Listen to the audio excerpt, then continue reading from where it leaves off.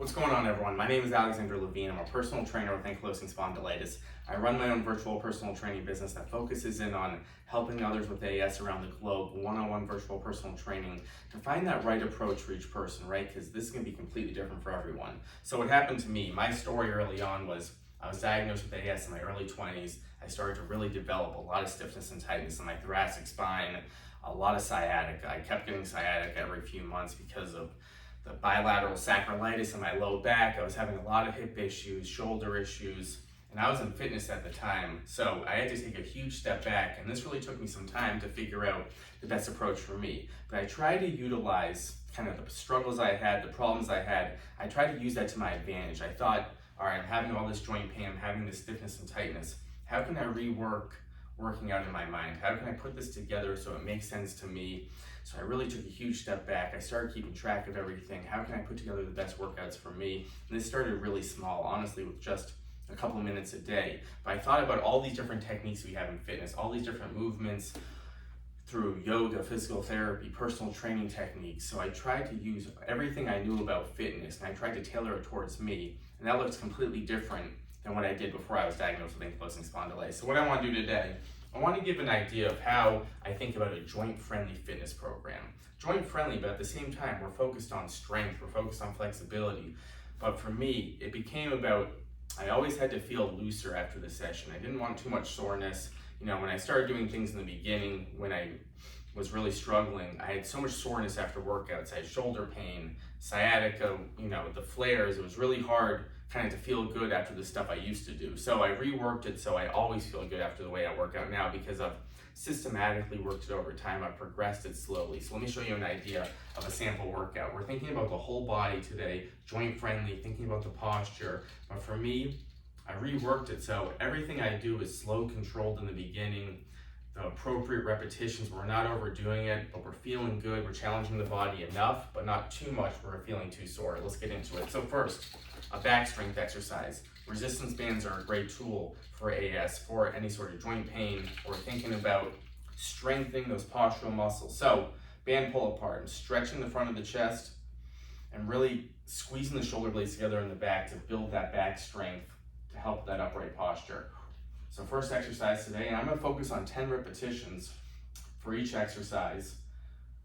And with 10 repetitions, we don't want this to be too hard in the beginning. We want, by repetition 8, 9, 10, it should be a little challenging, but not in a way where you're struggling, not in a way where you're out of form. We're always thinking about posture, form,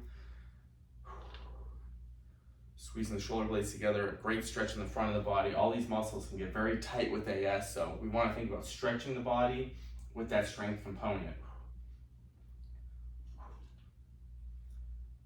So back strength, number 1, 10 repetitions. Number 2, goblet squat.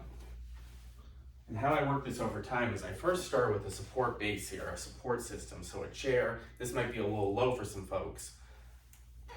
But I use that chair to really focus on form, abs squeezed. Using that stability. Back through the hips. You would start without weights, and you would gradually increase it over time.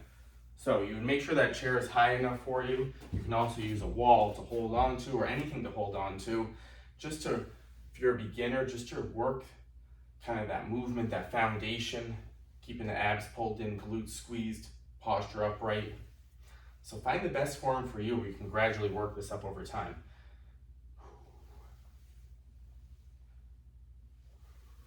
And once you progress from there, you can go standing, just regular squats, back flat. But for me, I like to mix it up. Sometimes I use a support system. I want to make sure the back's flat. Sometimes I do squat standing, but again, I've worked it up over time. So find the best method for you so you can slowly work it yourself. All right, so we went back, we went legs. Number 3, kind of working the chest for AS, working the shoulders for AS can be difficult if we're thinking about the posture, if we're out of alignment a little bit. So what I like to do for beginners, especially if you don't have a machine, I like to work this floor press variation. Back's drilled in, low back into the ground, abs tight. You can really drill those shoulders back. So you can work this real slow, controlled, and get phenomenal strength in the front of the body. The ground stops me so my shoulders can't roll forward. Choose an appropriate weight you can control, 10 repetitions.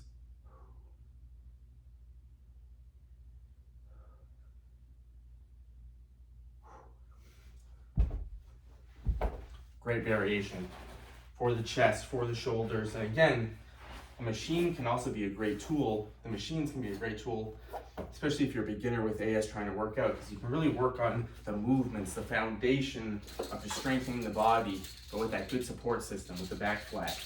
So, number 4, I'm gonna go to the core here.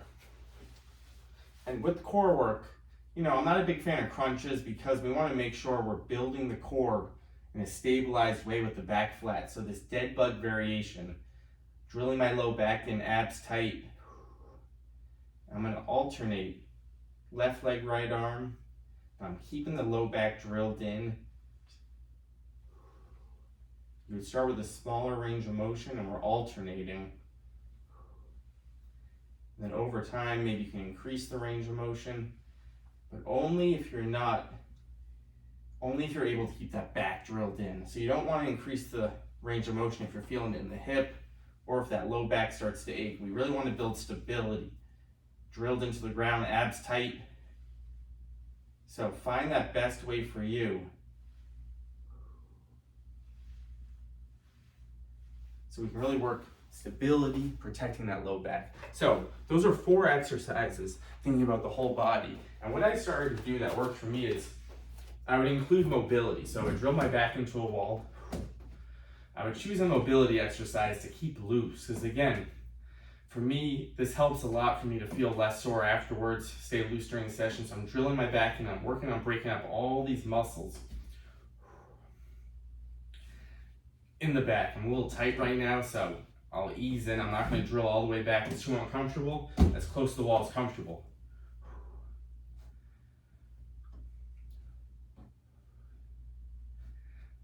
So that's 5 exercises right there, whole body. We're working the back, the front of the body, the legs, the core, and I'm adding in a little mobility, and that could look different for everyone, but that's an idea of how I would put together a joint-friendly workout.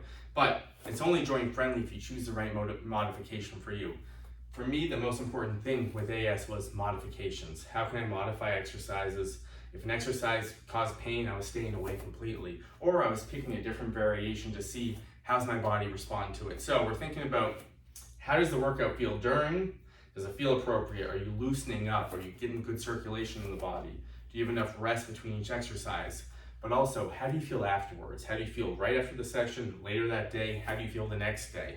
A lot of folks sometimes with AS will work out, feel great, and then the next day they're in a lot of pain, right? So we want to make sure we're thinking about everything. We're thinking about recovery.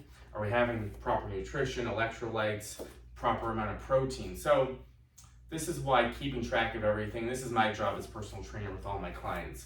I keep track of everything. I want to make sure you respond well to everything, you respond well the next day, and then over time this becomes a lot easier to keep track of. In the beginning, it's going to take some time to put together the right approach for you. Again, this is a completely different workout than I would do before I had ankylosing spondylitis, but over time I realized, all right, I'm going to use the bands, I'm going to use body weight training, I'm going to use stability, but I'm really going to focus on form. So even if I'm using the wall for these squats, I'm getting all these muscles work, the quads, the glutes. I'm really focused on the posture. So everything for me, all right, let's slow it down. Let's make sure I'm feeling good, I'm feeling stable, and I'm working the appropriate muscles instead of just running through kind of any workout. But over time, it'll make more sense for you. So start out, that was one set of 5 exercises. I suggest you choose 3 or 4 exercises. You start with 1 set, 2 sets, make sure you feel good, and then you can increase the sets over time. But make sure you respond well, take some appropriate rest between each exercise. And I do think the warm-up's important. I didn't do a warm-up today, but generally warm up the body, walk around a little bit, maybe use the wall. I like to use a wall and do some different rotations, some different mobility, just to get the body moving. And again, this can look different for everyone. I think it's important to understand.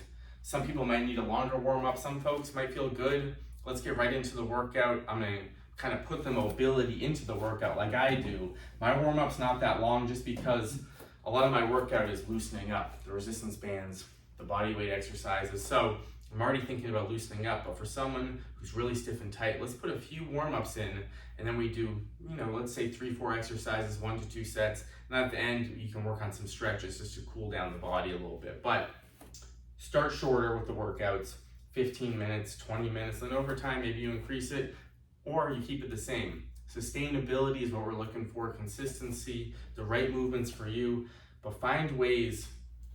We want to strengthen the whole body, we want to get loose through the whole body, but you're going to have certain areas that need a little more attention. For me over the years, I wanted to build up the back to really help with posture because I struggled with posture a bit, those rounded shoulders. I also want to do a lot more core work to protect the low back for me, to protect the hips. So you're going to have to tweak it a little bit for you, but think about how can I strengthen the whole body in a supportive way.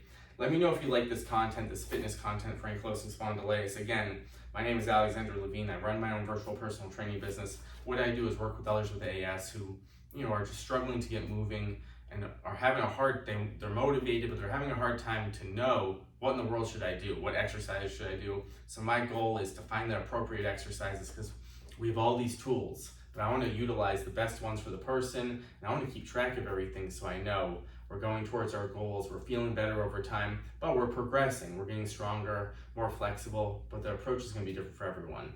Great job, guys. See you next time.